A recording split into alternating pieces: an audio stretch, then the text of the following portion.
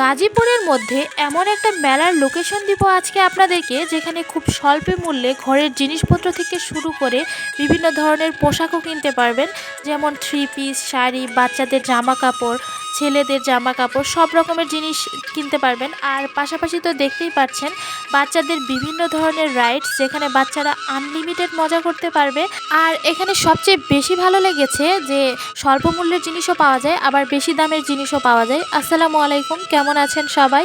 আমি তো আলহামদুলিল্লাহ অনেক ভালো আছি। আজকে যেহেতু ফ্রাইডে, আমার হাজব্যান্ড বাসায়, তো ভাবছিলাম যে কোথাও একটা যাব। তো আমার হাজব্যান্ড খুঁজে খুঁজে এই মেলাটা বের করেছে। তো বললো যে এখানে মেলা হচ্ছে, চলো যাই ঘুরে আসি। তো সকাল সকাল আজকে উঠিনি, আজকে বেশ লেট করে উঠেছি যেহেতু ফ্রাইডে। তো এই জন্য সকালে কিছু পিঠা ভেজে আমার হাজব্যান্ডকে খেতে দিলাম, তারপরে রান্নায় চলে আসলাম। খুব ঝটপট ওয়েতে রান্না করব, যেহেতু বিকেলে বের হব, যার কারণে একটু ঝটপট ওয়েতেই রান্না করতে হবে। আর এদিক দিয়ে তো সকালবেলা অনেকটা সময় লস হয়ে গেছে অলরেডি, যার কারণে একটু তাড়াহুড়া করেই রান্না করছিলাম। এখানে লাল শাক ভাজি করছিলাম, ডিম ভাজি করছিলাম, আর ভাবলাম যে একটু ভর্তা ভাজি করি। ভর্তাটা অনেক বেশি ভালো লাগে, যার কারণে আলু ভর্তা করার জন্য এই তো পেঁয়াজ ভেজে নিলাম। আর ইলিশ মাছ আর কি ফ্রোজেন করা ছিল, একদম মেরিনেশন করা।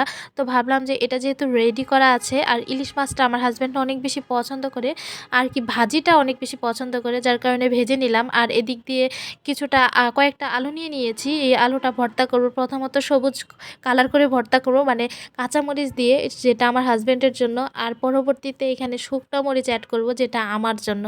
আলু ভর্তাতে যদি শুকনো মরিচ না দেওয়া হয়, আমার কাছে খেতে একদমই ভালো লাগে না। আর আমার জন্য স্পেশালি একটা জিনিস, সেটা হচ্ছে শুটকি ভর্তা। এটা আর কেউ খাবে না, শুধু আমি একা একা খাবো, আর খুব মজা করে খাবো। এটা হলে এক প্লেট ভাত আমি এমনিতেই খেয়ে নিতে পারবো। এই ভর্তাটা অনেক বেশি ঝাল হয়, তবে আমার কাছে খেতে দুর্দান্ত লাগে। আপনারা কে কে পছন্দ করেন অবশ্যই জানাবেন। আর এদিক দিয়ে দুপুরের খাবার একদমই রেডি।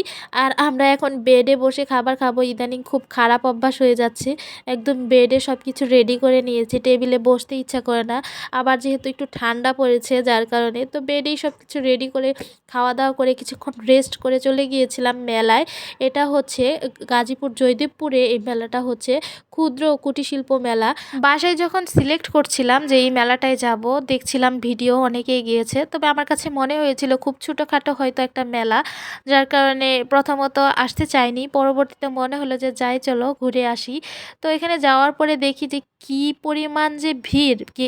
এক তো গিয়েছি শুক্রবারে, মানে ফ্রাইডেতে, আর এত পরিমাণ ভিড় যে একদমই পুরো বিরক্ত হয়ে গেছি। তবে মেলাটাই ঘুরে আবার ভালো লেগেছে। এই দিক দিয়ে অনেক রকমের রাইডস ছিল, আর বাচ্চারা এখানে আসলে ফুল এনজয়মেন্টে থাকবে, মানে বিভিন্ন ধরনের রাইডসই ছিল। এখানে এসে আমার কাছে এগুলো দেখতেই বেশি ভালো লাগছে। আর ওই পাশে তো আরও বিভিন্ন ধরনের দোকান আছে, থ্রি পিস, শাড়ি, বিভিন্ন ধরনের রান্না করার জিনিসপত্র, মানে রান্নার হাঁড়ি বাটি থেকে শুরু করে বিভিন্ন ধরনের কাপ। মোট কথা আপনি এখানে যেটা যেটা চাইবেন সেটাই পাবেন। তবে এখানে ফ্রাইডেতে না আসাই ভালো। আমি ফ্রাইডেতে যাওয়ার পরে প্রথমত মনে হয়েছিল যে কেন আসলাম, এত পরিমাণ ভিড়। পরে আস্তে আস্তে ভিড়টা একটু কমই গিয়েছিল, যার কারণে পরবর্তীতে ঘুরে ফিরে আমার কাছে খুবই ভালো লেগেছে। আর এখানে এই স্টিলের দোকানে একটু দেখছিলাম যে আসলে কি কেনা যায় এখান থেকে। আমার কাছে কেন জানি সব কিছু থেকে এই রান্না করার, মানে ঘর সাজানোর জিনিসগুলো আমার অনেক বেশি পছন্দের। তো এখানে ফুল ঘুরেছিলাম, খুব ভালো কোয়ালিটির জিনিসও ছিল, আবার একদম লো বাজেটের জিনিসও ছিল।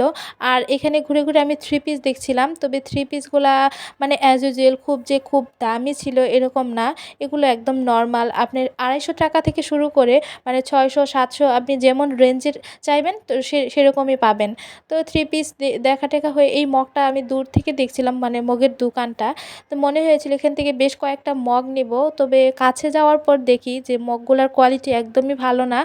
তারপরে খুঁজে দেখছিলাম যে দুই একটা পাবো কিনা, কিন্তু দেখলাম যে একদমই ভালো না। তারপরে আর নেওয়া হয়নি। তারপরে এখানে কি খাবো যেই দোকানেই যাই একদম এত পরিমাণ সিরিয়াল। তো ফুচকার দোকানে এসে কিছু 2 প্লেট ফুচকা খেয়ে বাসায় ব্যাক করেছি।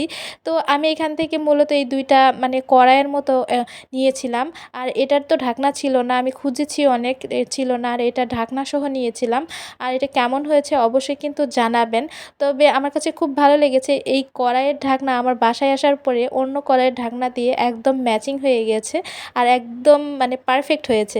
তো আজকের ভিডিওটা এই পর্যন্ত। সবাই অনেক ভালো থাকবেন, সুস্থ থাকবেন। আল্লাহ হাফেজ।